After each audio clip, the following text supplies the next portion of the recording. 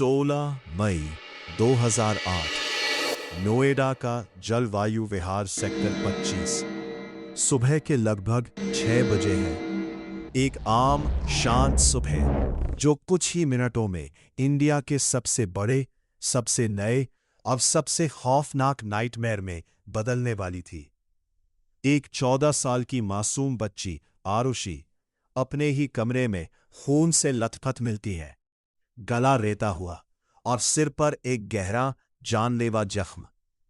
घर से उनका पुराना घरेलू नौकर हेमराज गायब है। पुलिस आती है और बिना किसी गहरी जांच के एक सीधा सा निष्कर्ष निकालती है, नौकर ने ही खून किया है और वो भाग गया है।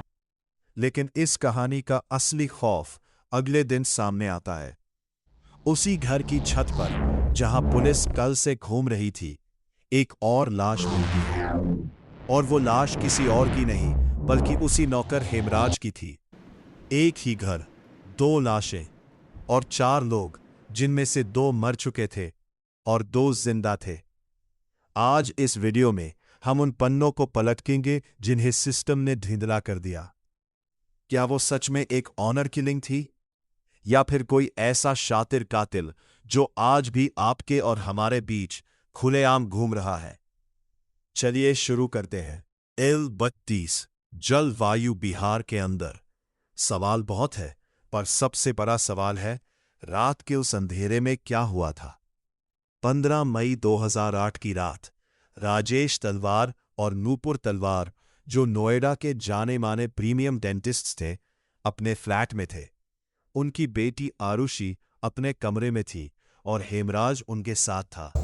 रात 11 बजे तक सब नॉर्मल था। राजेश अपने कंप्यूटर पर इंटरनेट ब्राउज कर रहे थे और उसके बाद शुरू होता है डेथ का वो लूप जिसका कोई गवाह नहीं बचा। सुबह 6 बजे मैड भारती मंडल आती है। दरवाजा बाहर से लॉक या लैच मिलता है। नूपुर अंदर से चाबी फेंकती है और जैसे ही भारती अंदर जाती है, पूरे घर में चीख पुकार मच जाती है। आरुषि का गला किसी सर्जिकल प्रिसिजन से काटा गया था। यहां से शुरू होती है यूपी पुलिस की वो लापरवाही जिसने इस केस को हमेशा के लिए एक अनसॉल्व्ड मिस्ट्री बना दिया। क्राइम सीन को सील नहीं किया गया। लगभग 20 से 30 लोग उस छोटे से फ्लैट में घूम रहे थे, जिससे सारे क्रूशियल फुटप्रिंट्स और ब्लड ड्रॉप्स वाइप आउट हो गए। पुलिस ने सीधा मान लिया कि हेमराज ने आरुषि का कत्ल किया और भाग गया, बिना ये सोचे कि छत पर क्या है। The terrace plot twist. 17 मई को जब आरुषि का संस्कार हो रहा था, तभी एक रिटायर्ड पुलिस ऑफिसर की नजर टेरेस के दरवाजे पर पड़े खून के निशान पर जाती है। दरवाजे का ताला तोड़ा जाता है और सामने मिलती है हेमराज की सड़ी हुई लाश। उसका भी गला आरुषि की तरह ही काटा गया था और सिर पर वही ब्लंट अटैक था। अब यूपी पुलिस बुरी तरह फंस चुकी थी। 23 मई को केस को दबाने के लिए आईजी गुरदर्शन सिंह एक ऐसी प्रेस कॉन्फ्रेंस करते हैं जो पूरे देश को शॉक कर देती है। बिना किसी फॉरेंसिक एविडेंस के उन्होंने बयान दिया कि डॉक्टर राजेश ने आरुषि और हेमराज को ऑब्जेक्शनेबल पोजीशन में देख लिया था और गुस्से में आकर दोनों का मर्डर कर दिया। उन्होंने इसे ऑनर किलिंग का नाम दिया। मीडिया ने इस धारणा को आग की तरह फैलाया। परिवार का कैरेक्टर असैसिनेशन शुरू हो चुका था। Enter CBI, the 3 compounders. Public के गुस्से को देखते हुए गवर्नमेंट ये केस सीबीआई को सौंपती है। सीबीआई की पहली टीम के चीफ अरुण कुमार ने यूपी पुलिस की थ्योरी को रिजेक्ट कर दिया। उनका शक गया राजेश तलवार के डेंटल क्लिनिक के कंपाउंडर कृष्णा और उसके दोस्तों राजकुमार और विजय मंडल पर। सीबीआई का मानना था कि उस रात ये तीनों घर के अंदर मौजूद थे।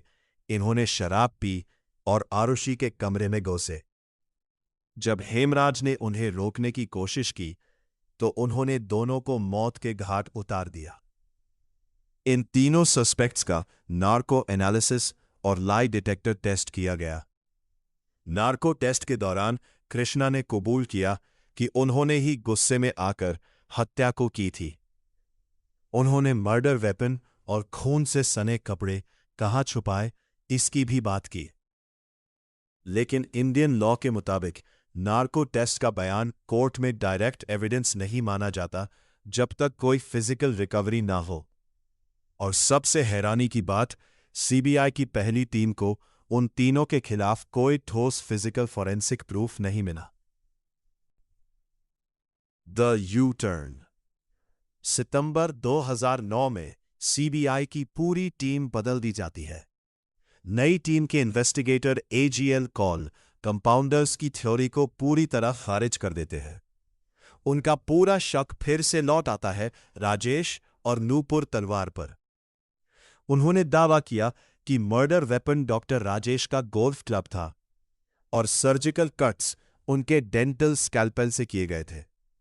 लेकिन दिसंबर 2010 तक सीबीआई के पास अभी भी कोई कंक्रीट प्रूफ नहीं था। थक हार कर सीबीआई कोर्ट में एक क्लोजर रिपोर्ट फाइल करती है, ये कहते हुए कि हमें शक तो माता पिता पर है, पर हमारे पास ट्रायल चलाने के लिए ठोस सबूत नहीं है। लेकिन यहां आता है इस पूरे केस का सबसे अजीब मोड़। स्पेशल सीबीआई कोर्ट ने इस क्लोजर रिपोर्ट को एक्सेप्ट करने से मना कर दिया। उन्होंने कहा कि सीबीआई ने जो शक अपनी रिपोर्ट में लिखा है उसी को आधार मानकर हम माता पिता पर ट्रायल चलाएंगे। और फिर नवंबर 2013 को गाजियाबाद की सीबीआई कोर्ट ने राजेश और नूपुर तलवार को अपनी ही बेटी के कत्ल का दोषी पाया और उम्र कैद की सजा सुना दी। कोर्ट ने थ्योरी ऑफ लास्ट सीन का सहारा लिया कि अगर घर के अंदर दो लोग मरे हैं, द एक्विटल। 4 साल तक तलवार दंपति जेल की सलाखों के पीछे रहे। उन्होंने हार नहीं मानी और इलाहाबाद हाई कोर्ट में अपील की। 12 अक्टूबर 2017 को इलाहाबाद हाई कोर्ट ने एक ऐसा ऐतिहासिक फैसला सुनाया जिसने सीबीआई की पूरी थ्योरी और इन्वेस्टिगेशन की धज्जियां उड़ा दी।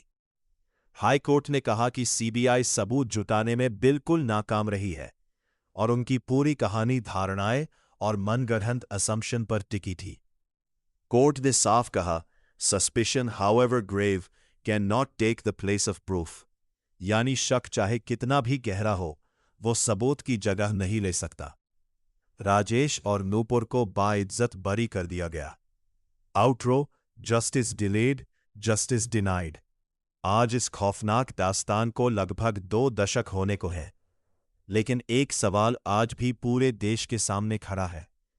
अगर आरुषि और हेमराज को उन 3 कंपाउंडर्स ने नहीं मारा, अगर उन्हें उनके माता पिता ने नहीं मारा, तो फिर उस रात L32 फ्लैट के अंदर कौन घुसा था? उन 2 मासूमों का असली कातिल कौन है? यह सिर्फ एक मर्डर मिस्ट्री नहीं है दोस्तों, ये हमारी पुलिस, हमारी फोरेंसिक साइंस और हमारी प्रीमियम एजेंसी सीबीआई की नाकामी का सबसे